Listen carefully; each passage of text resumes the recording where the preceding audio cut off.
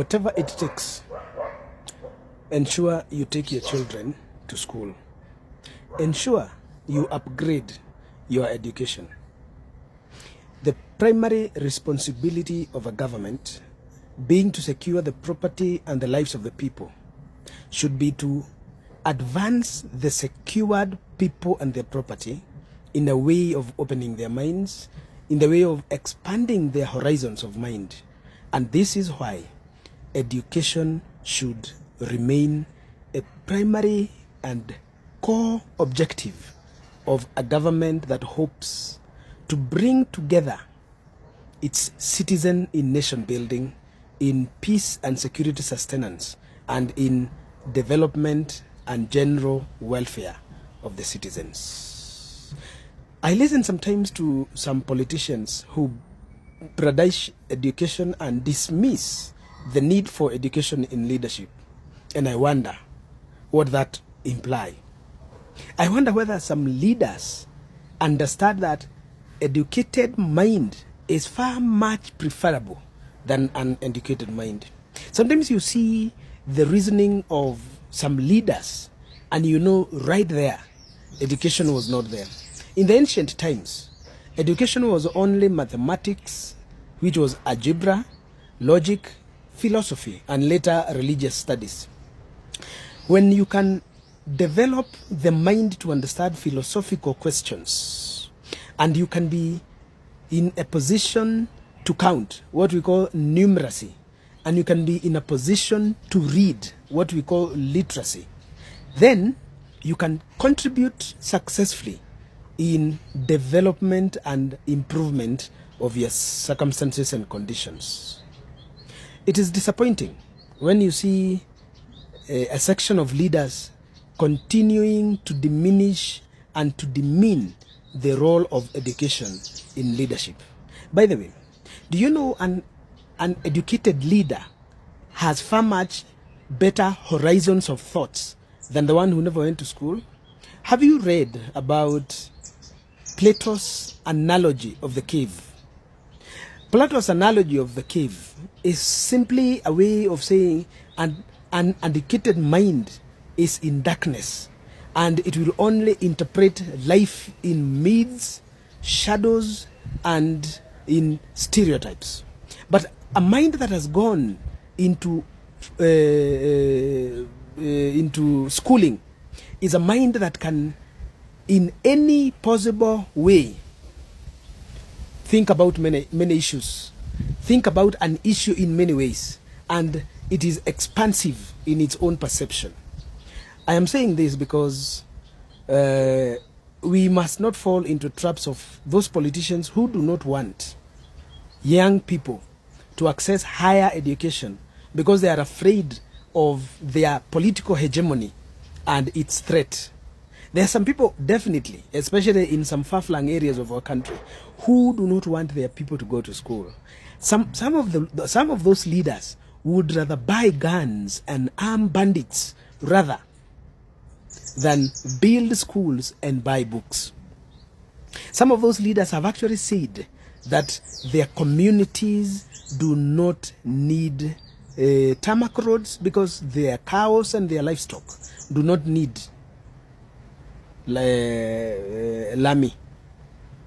There's some people in areas that education came first, like Mount Kenya and Coast and Western, who have made bold claims that the people who have gone to school and the people who haven't gone to school are the same. That's a lie. They are not the same.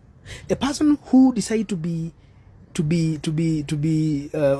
person who has gone to school, who decide not to make a decision that is right, and a person who has not gone to school who make a decision that is right, that is not right, are not the same. They are not the same. An educated mind is elastic and can be stretched as far as the stretch can go. But a mind that is not educated is a mind that is rigid, it is stuck, and it cannot function in ways that thought leader would want. What do I say? I say this, that our leaders should encourage as many people as possible to go to school. And that is why Kibaki brought free elementary education, so that everybody can acquire the possibility to write and to read and to count. Education is about numeracy and literacy, and this is what we must fight for, everybody. Once you got education that is basic, you should strive to acquire post-basic education. And this one is where now the rubber comes to meet the bullet. This is important, guys. And I urge our leaders to invest more and more and more. Once peace and security has been achieved, to invest again those resources into education. A country that has high levels of literacy is a country that is securing its future beyond guns and bombs, beyond internal threats of invasion, beyond people who can betray the cause of their statehood. We should not encourage people who haven't gone to school. There are leaders you will hear shamelessly claiming we are not very clever.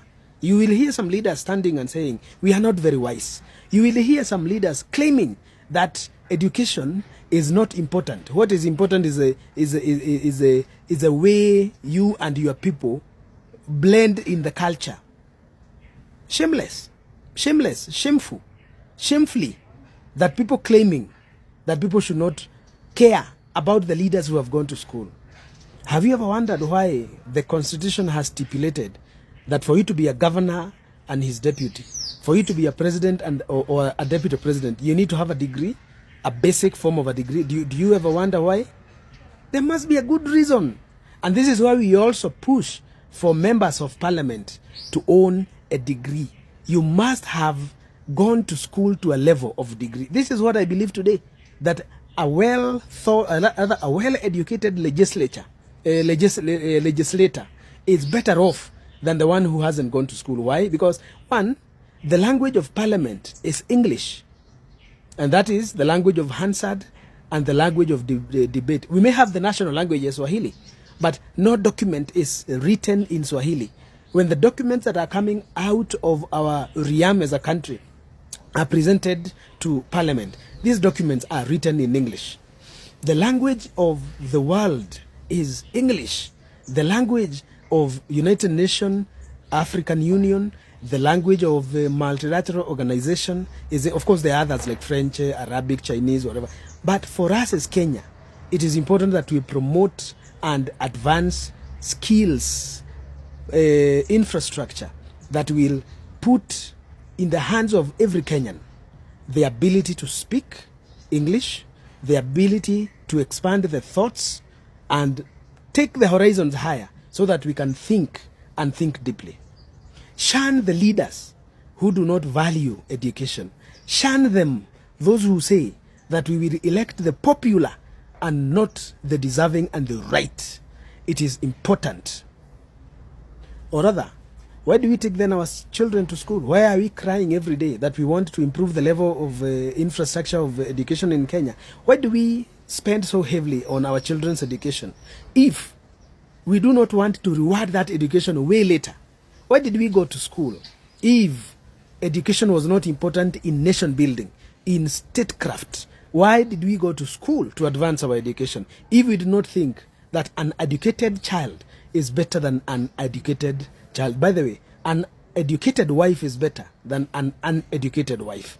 An educated father is far much important to the children and the wife than a father who is not educated. Fact. I know there could be arguments, but for the sake of advancement of literacy and numeracy, I urge our leaders to focus on expansion of education. Lastly, education is also education of your hands. Educate your hands, oh my country Kenya, to skills. Expand the skills impartition amongst our youth.